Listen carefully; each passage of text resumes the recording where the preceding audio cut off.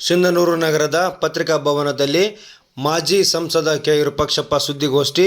ನೇಹಾ ಹಿರೇಮಠ ಹತ್ಯೆ ಪ್ರಕರಣಕ್ಕೆ ಸಂಬಂಧಿಸಿದಂತೆ ಆರೋಪಿಗಳಿಗೆ ಎನ್ಕೌಂಟರ್ ಮಾಡಬೇಕು ಎಂದು ಒತ್ತಾಯಿಸಿದರು.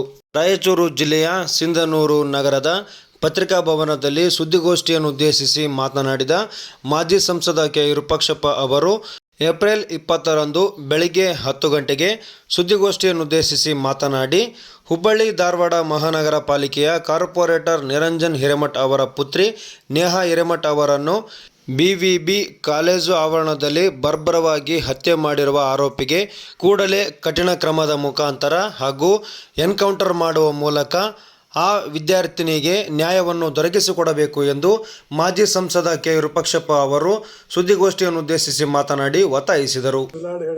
ಮುಸಲ್ಮಾನರು ಹೇಳಿದ್ದಾರೆ ಎನ್ಕೌಂಟರ್ ಮಾಡಬೇಕು ಅಂತ. ಎನ್ಕೌಂಟರ್ ಮಾಡೋ ಗಟ್ಸು ನಮ್ಮ ಸಿದ್ದರಾಮಯ್ಯ ಐತೆ. ತುಷ್ಟೀಕರಣ ರಾಜಕೀಯ ಮಾಡುವಂಥ ವ್ಯಕ್ತಿಯಿಂದ ನನ್ನ ಅಧಿಕಾರಕ್ಕೆ ಆಸೆಗೆ ಏನಾದರೂ ನಾನು ತ್ಯಾಗ ಮಾಡ್ತೀನಿ ಅನ್ನುವಂಥ ವ್ಯಕ್ತಿಯಿಂದ ಇಂಥ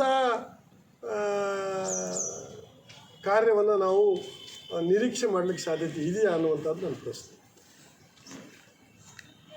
ಸಿದ್ದರಾಮಯ್ಯನಿಂದ ಇದು ಸಾಧ್ಯ ಇಲ್ಲ ಅಂಥದ್ದು. ನಿಜವಾಗಿ ಆಗಬೇಕು, ಎನ್ಕೌಂಟರ್ ಆಗಬೇಕಾದ್ರೆ ಯಾವುದೇ ಜಾತಿ ಧರ್ಮ ಇರ್ಬೋದು, ಇಂಥ ಘಟನೆಗಳು ನಡೆದಿರ್ತಕ್ಕಂಥ ವ್ಯಕ್ತಿಗಳು ಎನ್ಕೌಂಟರ್ ಆಗಬೇಕು. ಇವತ್ತೇನು ಉತ್ತರ ರಾಜ್ಯದಲ್ಲಿ ಆಗ್ತಾ ಇದೆ ಎನ್ಕೌಂಟ್ರು, ಆ ಎನ್ಕೌಂಟರ್ ಆಗಬೇಕು. ಆದರೆ ಸಿದ್ದರಾಮಯ್ಯನಿಂದ ಇದು ನಿರೀಕ್ಷೆ